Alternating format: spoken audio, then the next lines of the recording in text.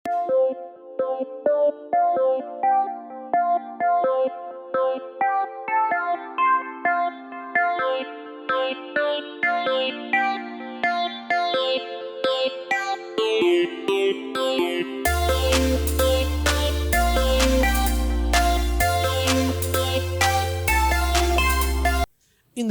November மாதத்திற்காக தேவன் நமக்கு தந்த வார்த்தை, உன் ஜனங்கள் யாவரும் நீதிமான்களும் என்றைக்கும் பூமியை சுதந்தரிக்கும் குடிகளும் நான் நட்ட கிளைகளும் நான் மகிமைப்படும்படி என் கரங்களின் கிரியைகளுமாயிருப்பார்கள்.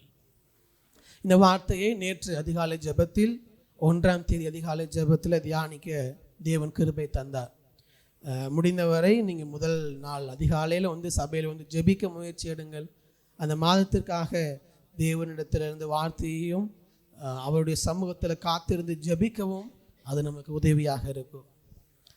நேற்று அதிகாலை ஜெபத்தில் இந்த 21ஆம் வசனத்தை வைத்து தேவன் நம்மை எப்படி பார்க்கிறார் என்று 4 காரியங்களை விளக்கமாக பகிர்ந்து கொண்டேன்.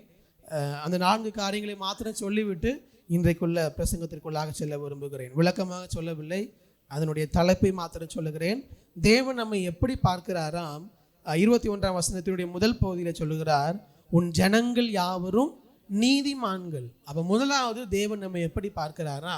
நீதிமான்களாக பார்க்கிறார். இரண்டாவதாக என்றைக்கும் பூமியை சுதந்தரிக்கும் குடிகள். அதை எப்படி நான் சொன்னேன் என்றால், தேவனுடைய வாக்குத்தத்தத்தை சுதந்தரித்து கொள்ளுகிறவர்கள்.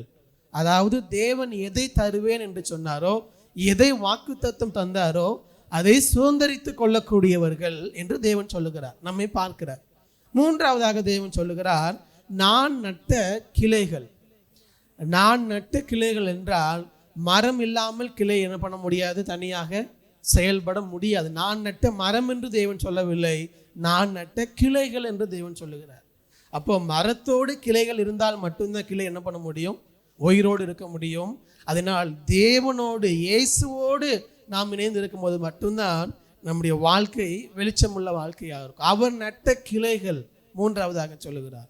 நான்காவதாக நம்மை அவர் என்ன சொல்லி கூப்பிடுகிறார், என்ன சொல்லி அழைக்கிறார்? என் கரத்தின் கிரியைகள்.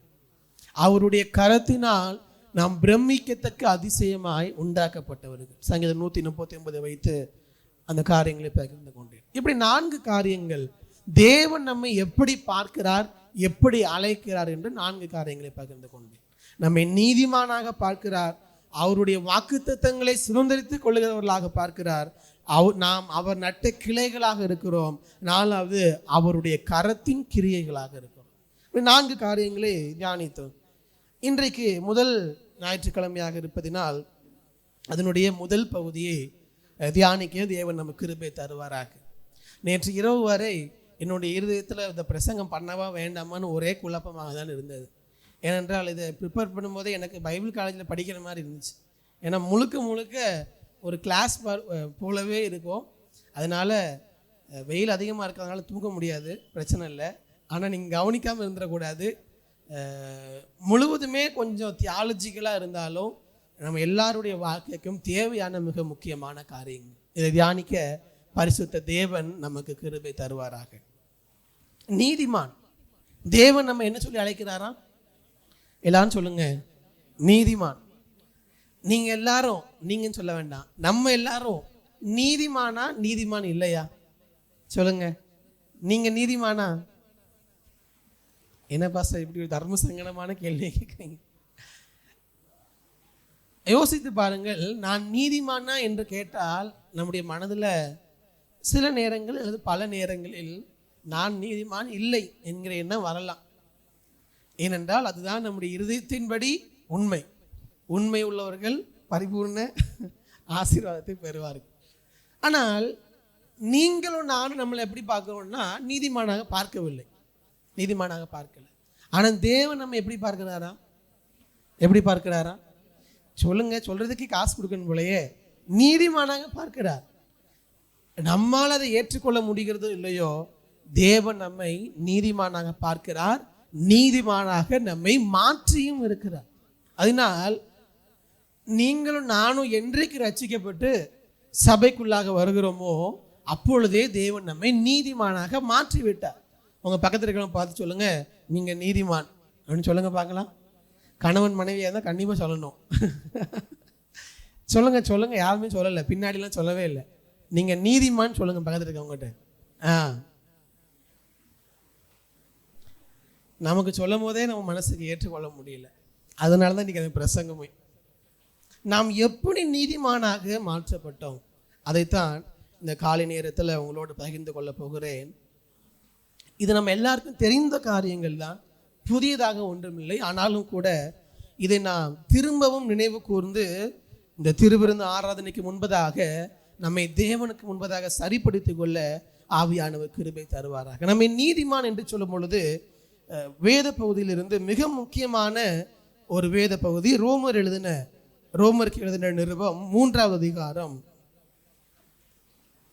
21 28 வரை உள்ள வசனங்கள் மிக முக்கியமான ஒரு பகுதி.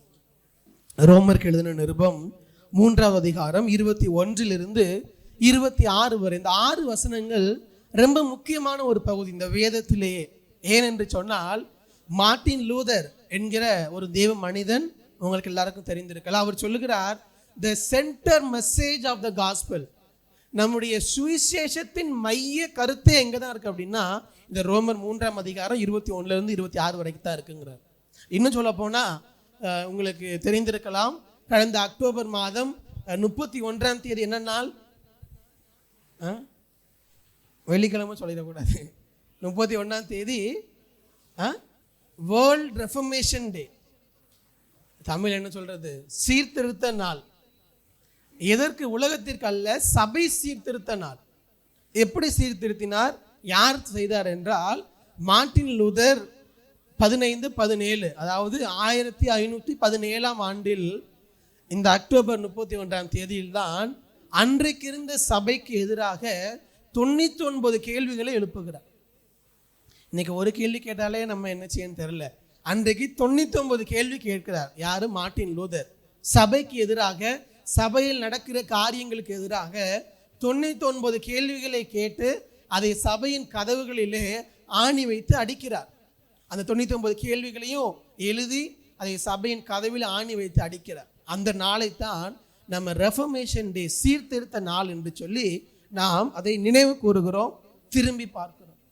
அதனால்தான் நம்ம எல்லாரையுமே என்ன சொல்லுவாங்க அப்படின்னா புரொட்டஸ்டன்ட்ஸ் அப்படின்னு சொல்லுவாங்க. புரொட்டஸ்டன்ட் என்ன அர்த்தம்? போராடுகிறவர்கள். அதான் ப்ரொட்டஸ்ட் பண்ணுறவங்கன்னு சொல்லுவோம் இல்லையா? நம்ம எல்லாருமே என்ன கிறிஸ்தவர்கள்லாம்? போராடுகிற கிறிஸ்தவர்கள். எப்படி அன்றைக்கு இருந்த கத்தோலிக்க சபையில் உள்ள அநேக சடங்காச்சாரங்களையும் தேவையில்லாத காரியங்களையும் மார்ட்டின் லூதர் கேள்வி கேட்கிறார். கேள்வி கேட்டதினால் இப்படி சபைக்கு எதிராக போராடுகிற எல்லாருக்கும் ஒரு பேர் வச்சாங்க, அதுதான் புரொட்டஸ்டன்ட். அன்றைக்கு மார்ட்டின் லூதர் ஒரு நபராக ஆரம்பித்தார். இன்றைக்கு உலகம் முழுவதும் பல்லாயிரக்கணக்கான சபைகள், ரோமன் கத்தோலிக்க சபையை தவிர இருக்கக்கூடிய எல்லா சபைகளும் கிட்டத்தட்ட எதற்கு கீழாகத்தான் வரும் என்றால் இந்த புரொட்டஸ்டன்ட் சபைகளுக்குள்ளாக தான். நம்ம எல்லா சபைகளும், நீங்கள் எந்த சபையிலேருந்து வந்திருந்தாலும் அது அந்த டினாமினேஷனுக்கு கீழே தான் வரும். இப்படி நாம் எல்லாரும் அதற்கு கீழாகத்தான் இருக்கிறோம் என்றால் இதை குறித்ததான தெளிவு புரிதல் நம்ம எல்லாருக்கும் இருக்க வேண்டியது அவசியமாக இருக்கிறது. அன்றைக்கு அவர் கேட்ட கேள்வியில் உள்ள, அவர் எதற்கு அப்புறம் அந்த கேள்வி மார்ட்டின் லூதருக்கு வந்ததுன்னா, எப்பொழுது சபையை குறித்து அவருக்கு கேள்வி கேட்க ஆரம்பித்தார் என்றால் இந்த ரோமர் 3ஆம் அதிகாரம் 21 26 வரை வாசித்த பின்புதான் அவருக்குள்ளாக கேள்வி வருகிறது. அப்போ சபையில் என்ன நடக்கிறது, வேதம் என்ன சொல்லுகிறது, இது ரெண்டையும் குறித்து கேள்வி எழுப்புகிறார். அதிலிருந்து வந்ததுதான் அதுக்கு அடுத்து உள்ள எல்லா காரியங்களும். அப்போ இந்த 3ஆம் அதிகாரம் 21 26 வரை தேவன் என்ன கற்றுக் கொடுக்கிறார், பவுல் என்ன சொல்லுகிறார் என்பதை நாம் பார்க்க வேண்டியது அவசியமாக இருக்கிறது. இந்த ரோமருக்கு எழுதின நிருபத்தை பவுல் எப்படி எழுதுகிறார் என்றால், ஒரு லாயர் கோர்ட்ல ஆர்கியூமெண்ட் பண்றாங்க இல்லையா, ஒரு வக்கீல் கோர்ட்ல வாதம் செய்வது போல இந்த ரோமருக்கு எழுதின நிருபத்தை பவுல் எழுதுகிறார். ஸ்டெப் பை ஸ்டெப்பா எல்லா காரியங்களையும் அவர் விளக்கி காட்டுகிறார். முதல் 2 அதிகாரம் 3ஆம் அதிகாரம் 20ஆம் வசனம் வரைக்கும், ஆரம்பத்திலிருந்து 3ஆம் அதிகாரம் 20ஆம் வசனம் வரைக்கும் பவுல் சொல்லுகிற காரியம் ஒன்றே ஒன்றுதான். அதையெல்லாம் விளக்கி காட்ட நமக்கு நேரம் இல்லை. நமக்கு நீங்கள் திருவிருந்த ஆராதனை வேறு இருக்கிறது. ஆனால் குறித்து கொள்ளுங்கள், நீங்கள் போய் வாசித்து பார்த்தால் உங்களுக்கு புரியும். 1ஆம் அதிகாரத்திலிருந்து 3ஆம் அதிகாரம் 20ஆம் வசனம் வரைக்கும் பவுல் சொல்லுகிறது ஒன்றே ஒன்று தான். நாம் எல்லாரும் பாவிகள். இந்த உலகத்தில் உள்ள எல்லா மனிதர்களும் யார் அப்படின்னா பாவிகள். நல்லவர்கள் என்று சொல்லுவதற்கு இந்த உலகத்தில் ஒருவரும் கிடையாது. அதைத்தான் 1ஆம் அதிகாரத்திலிருந்து 3ஆம் அதிகாரம் 20ஆம் வசனம் வரைக்கும் சொல்லுகிறார். 1ஆம் அதிகாரத்தில் சொல்லுகிறார், புறஜாதிகள் எல்லாரும் பாவிகள், மனசாட்சிக்கு விரோதமாக பாவம் செய்கிற புறஜாதிகள் எல்லாரும் பாவிகள், அதாவது யூதர்கள் அல்லாத எல்லா ஜனங்களும் பாவிகள் என்று சொல்லுகிறார். 2ஆம் அதிகாரத்தை வாசித்து பார்க்கும் பொழுது புறஜாதிகள் மட்டுமில்ல, நியாயப்பிரமாணத்தை பின்பற்றுகிற யூதர்களாகிய நீங்களும் யார் தான்? பாவிகள் தான். அப்படி சொல்லி 3ஆம் அதிகாரம் வரும்போது சொல்றாரு பாருங்க. ஒரு வசனத்தை மட்டும் 2-3 வசனங்களை வாசிங்க. 3ஆம் அதிகாரம் 10 வாசிங்க. 3:10. நீதிமான் ஒருவனாகிலும் இல்லை. அடுத்த வசனம், உணர்வுள்ளவன் இல்லை, தேவனை தேடுகிறவன் இல்லை,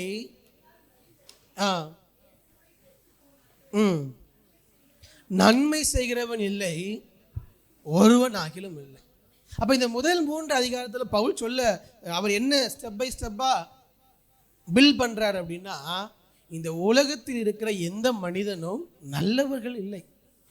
யாருமே தன்னை நீதிமான் என்று சொல்வதற்கு இந்த உலகத்தில் ஒருவருக்கு கூட தகுதி இல்லை. அதைத்தான் அவர் ஸ்டெப் பை ஸ்டெப்பா இந்த 3ஆம் அதிகாரம் 20ஆம் வசனம் வரைக்கும் அவர் ட்ரை பண்றார், ஸ்டெப் பை ஸ்டெப்பா பில்ட் பண்றார். இதெல்லாம் சொல்லிவிட்டு 21ஆம் வசனத்தை சொல்லுகிறார். 21ஆம் வசனத்தை வாசிங்க. இப்படி இருக்க நியாயப்பிரமாணம் இல்லாமல் தேவ நீதி வெளியாக்கப்பட்டிருக்கிறது. அதை குறித்து நியாயப்பிரமாணமும் தீர்க்க தரிசனங்களோ சாட்சியிடுகிறது.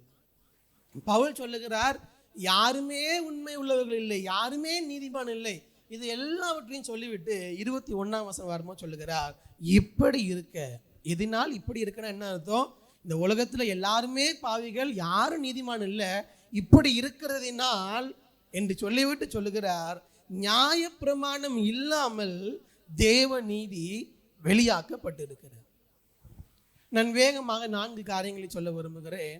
ஒரு காரியம், நாம் எப்படி நீதிமானாக மாற்றப்படவில்லை என்கிறது ஒரு காரியம். எப்படி நீதிமானாக மாற்றப்படுகிறோம் என்று சொல்லி 3 காரியத்தை இந்த 6 வசனத்திலிருந்து வேகமாக, கொஞ்சம் உங்களுக்கு தெரிந்த காரியமாக இருக்கலாம், சற்று கடினமாக இருக்கலாம். தயவு செய்து என்னோடு கூட முழு கவனத்தையும் செலுத்தி கவனியுங்கள். முதலாவது சொல்லுகிறார், நாம் எப்படி நீதிமானாக மாற்றப்படவில்லை என்பதை போல் சொல்லுகிறார். எப்படினால் மாற்றப்படவில்லையா? நியாயப்பிரமாணம் இல்லாமல் தேவ நீதி வெளியாக்கப்பட்டிருக்குது. அப்படின்னா என்ன அர்த்தம்? நாம் யாருமே நியாயப்பிரமாணத்தினால் என்ன ஆகல அப்படின்னா நீதிமானாக மாற்றப்படவில்லை. ஹல்லேலூயா, ஹல்லேலூயா. அப்படின்னா என்ன அர்த்தம்? நியாயப்பிரமாணம் என்பது பழைய ஏற்பாட்டிலே மோசேயின் காலகட்டத்திலே அவர் ஆண்டவர் கொடுக்கிறார். 10 கட்டளைகளை கொடுக்கிறார். அதன் பின்பு பல பிரமாணங்களை தேவன் கொடுக்கிறார். இந்த எல்லா பிரமாணங்களையும் தேவன் கொடுத்து என்ன சொல்லுகிறார்? இதையெல்லாம் கடைபிடிக்க வேண்டும், இதையெல்லாம் பின்பற்ற வேண்டும் என்று சொல்லுகிறார். அதனால் ஜனங்கள் நினைத்துக் கொள்ளுகிறார்கள், இது எல்லாவற்றையும் நாம் கடைபிடித்து விட்டால் நாம் நீதிமான்களாக மாறிவிடலாம் என்று நினைக்கிறார்கள். ஆனால் பவுல் இங்கு தெளிவாக சொல்லுகிறார், நியாயப்பிரமாணம் இல்லாமல் தேவ நீதி வெளியாக்கப்படுகிறது. அப்படி என்றால் நியாயப்பிரமாண தேவையே இல்லை நீ நீதிமானாக மாறுவதற்கு. அப்படி என்றால் நாம் செய்கிற எந்த ஒரு காரியத்தினாலேயும் நாம் நீதிமானாக மாற முடியாது என்று தேவன் சொல்லுகிறார். நாம் செய்கிற இந்த காரியம், நான் இதை செய்வதனால் நான் நீதிமானாக மாறிவிடலாம், அல்லது அந்த காரியங்களை செய்வதனால் நீதிமானாக மாறிவிடலாம். இல்லை, நாம் யாருமே எந்த காரியத்தை செய்தோம் தேவனுக்கு முன்பதாக நம்மை நீதிமானாக நிலைநிறுத்த முடியாது. அதுதான் வசனம் சொல்லுகிறது. பழைய ஏற்பாட்டில் உள்ள எந்த கட்டளைகளாக இருந்தாலும் சரி, எந்த பிரமாணங்களாக இருந்தாலும் சரி, நம்மை நீதிமானாக மாற்ற முடியாது. ஆனால் இந்த நியாயப்பிரமாணம் என்ன செய்யும் என்று சொல்லுகிறார். 20ஆம் வசனத்தை வாசிங்க. பாவத்தை அறிகிற அறிவு நியாயப்பிரமாணத்தினால் வருகிறபடியால் எந்த மனுஷனும் நியாயப்பிரமாணத்தின் கிரியைகளினாலே தேவனுக்கு முன்பதாக நீதிமானாக்கப்படுவதில்லை. அப்போ இந்த நியாயப்பிரமாணம் என்ன செய்கிறது என்று கேட்டால், இந்த நியாயப்பிரமாணம் நமக்கு பாவத்தை குறித்த அறிவை கொடுக்கிறது.